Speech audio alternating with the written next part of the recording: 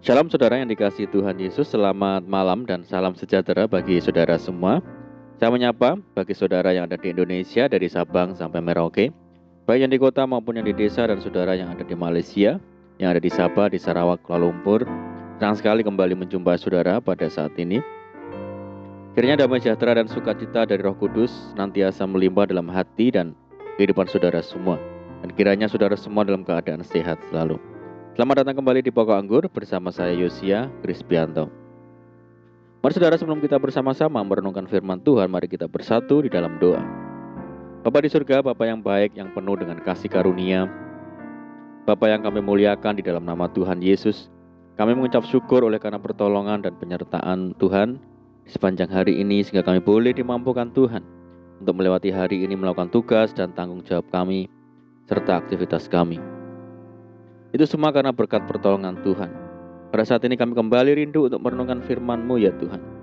Berbicaralah kepada kami ya Tuhan, urapi kami dan jamah hati kami, sehingga kami memahami maksud firman Tuhan. Terima kasih Tuhan, kami siap merenungkan firman-Mu hanya di dalam nama Tuhan Yesus kami berdoa. Amin. Baik saudara, kita akan membaca bersama di dalam Amsal 7 ayat yang ke-1. Hai anakku, berpeganglah pada perkataanku dan simpanlah perintahku dalam hatimu. Puji Tuhan. Saudara, kitab Amsal merupakan kumpulan ajaran tentang cara menjalani kehidupan yang baik dan sesuai dengan kehendak Tuhan. Ajaran-ajaran itu diungkapkan dalam bentuk petuah, peribahasa, ataupun pepatah. Kebanyakan berkaitan dengan persoalan hidup manusia sehari-hari. Ada banyak hikmat yang diajarkan dalam kitab Amsal ini, dan kunci untuk memiliki hikmat itu adalah takut akan Tuhan. Firman Tuhan berkata, permulaan hikmat adalah takut akan Tuhan, dan mengenal yang Maha Kudus adalah pengertian. Jelas sekali bahwa untuk memiliki hati yang takut akan Tuhan, tidak ada jalan lain selain kita harus tinggal di dalam firman Tuhan. Dari situlah kita akan mendapatkan fondasi yang kuat bagi kehidupan kita, sehingga kita dapat berdiri kuat dan tidak tergoyahkan, meskipun diterpa badai permasalahan, pencobaan seberat apapun. Ketika kita memilih hidup di jalan Tuhan, kita akan beroleh hikmat sehingga kita dapat membedakan manakah yang menjadi kehendak Tuhan, apa yang baik, yang berkenan, dan yang sempurna. Akhirnya dengan hikmat tersebut kita dapat berlaku seperti yang Tuhan mau dan Tuhan inginkan. Raja Salomo ketika hidup mengandalkan Tuhan dan senantiasa melibatkan Tuhan di setiap rencana hidupnya, serta bergantung penuh kepadanya, Tuhan memberikan kepada Salomo hikmat dan pengertian yang amat besar, serta akal yang luas seperti dataran pasir di tepi laut. Bahkan Alkitab mencatat bahwa Raja Salomo melebihi semua raja di bumi di dalam hal kekayaan dan hikmat. Hidup Salomo diberkati Tuhan secara luar biasa, dan ia pun menjadi raja yang sangat terkenal di zamannya.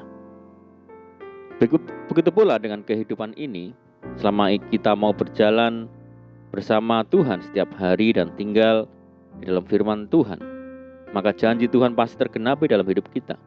Firman Tuhan berkata, engkau memberitahukan kepadaku jalan kehidupan. Di hadapanmu ada sukacita berlimpah-limpah. Di tangan kananmu ada nikmat senantiasa. Untuk tetap tinggal di dalam firman Tuhan, kita harus berpegang pada perintah Tuhan dan menjaganya seperti menjaga biji mata kita sendiri, saudara. Supaya langkah kita tidak melenceng arah, firman Tuhan harus menjadi pegangan hidup kita. Sebab firman Tuhan sangat berkuasa dan bermanfaat bagi kita. Firman-Nya berkata, segala tulisan yang diilhamkan Allah memang bermanfaat untuk mengajar, untuk menyatakan kesalahan, untuk memperbaiki kelakuan, dan untuk mendidik orang dalam kebenaran. Firman Tuhan harus menjadi cermin, menjadi tolak ukur dan acuan untuk seluruh aspek kehidupan kita, baik itu dalam pekerjaan, aktivitas, pelayanan, studi, dan apapun yang kita kerjakan. Kemudian kita diperintahkan untuk menyimpan ajarannya, seperti kita menjaga biji mata kita sendiri. Artinya, kita menempatkan firman Tuhan sebagai hal yang utama, terpenting dan berharga, melebihi dari apapun juga. Dari firman Tuhan itulah kita beroleh hikmat, di mana hikmat itu lebih berharga daripada permata. apapun yang kau inginkan tidak dapat menyamainya. Saudara, jangan sekali-kali mengizinkan hal-hal yang duniawi lebih mendominasi hidup kita dibandingkan dengan firman Tuhan. Sebab semua yang ada di dunia ini semata-mata berorientasi kepada 3 hal, yaitu keinginan daging, keinginan mata, serta keangkuhan hidup, yang jelas-jelas sangat bertentangan dengan kehendak Tuhan. Jika hal itu terjadi, tentunya sangat berbahaya, karena akan berdampak pada sikap, perkataan, dan perbuatan kita. Tetapi jika firman Tuhan memenuhi hati dan pikiran kita setiap hari, kuasa firman itu akan bekerja di dalam kita. Caranya, kita harus membaca dan merenungkan firman Tuhan setiap hari seperti yang Daud perbuat. Betapa ku cintai Tauratmu, aku merenungkannya sepanjang hari. Itulah yang dimaksud menjaga firman-Nya tetap hidup di dalam hati kita. Kita harus membuat firman Tuhan itu lekat dan menyatu dalam hidup kita. Sebab tertulis firman itu dekat kepadamu, yakni di dalam mulutmu dan di dalam hatimu. Untuk itu saudaraku, mari kita hidup takut akan Tuhan, sehingga kita memperoleh hikmat yang daripada Tuhan, sehingga kita mampu menanggung segala perkara. Dan biarlah firman Tuhan itu selalu hidup dalam hati kita. Amin, puji Tuhan. Mari kita berdoa. Bapa di surga, Bapa yang baik, Bapa di dalam nama Tuhan Yesus, terima kasih buat firman-Mu. Ajar kami Tuhan untuk memiliki roh yang takut akan Tuhan, sehingga kami boleh memperoleh hikmat dari Tuhan, sehingga kami mampu menjalani hidup ini. Amin, puji Tuhan. Saat ini kami berdoa bagi saudara kami semua yang mendengar program ini yang di Indonesia, dari Sabang sampai Merauke, yang di Malaysia, dan dimanapun saudara kami berada. Mereka yang saat ini sakit, Tuhan sembuhkan di dalam nama Tuhan Yesus. Yang hidup dalam tekanan, kesulitan, persoalan, mari ya Tuhan, tolong mereka, berkati mereka, pulihkan hidup mereka. Tuhan berkati mereka dalam rumah tangga, pekerjaan, bisnis, pendidikan, dan apapun yang dikerjakan.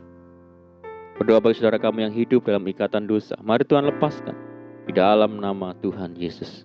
Dan berdoa bagi bangsa kami Indonesia yang saat ini masih menghadapi pandemi, mari Tuhan berikan belas kasihan Tuhan. Pulihkan bangsa kami dan kerinduan kami, mohon belas kasihan Tuhan, kiranya pandemi ini boleh berakhir. Terima kasih Tuhan, ini doa kami percaya Tuhan mendengar segala doa kami. Hanya di dalam nama Tuhan Yesus kami berdoa. Amin. Puji Tuhan saudara, kita sudah berdoa. Saya percaya saat ini kita dikuatkan dan diberkati. Mari kita semangat di dalam Tuhan. Jangan berputus asa, tetap berdoa, bersukacita senantiasa.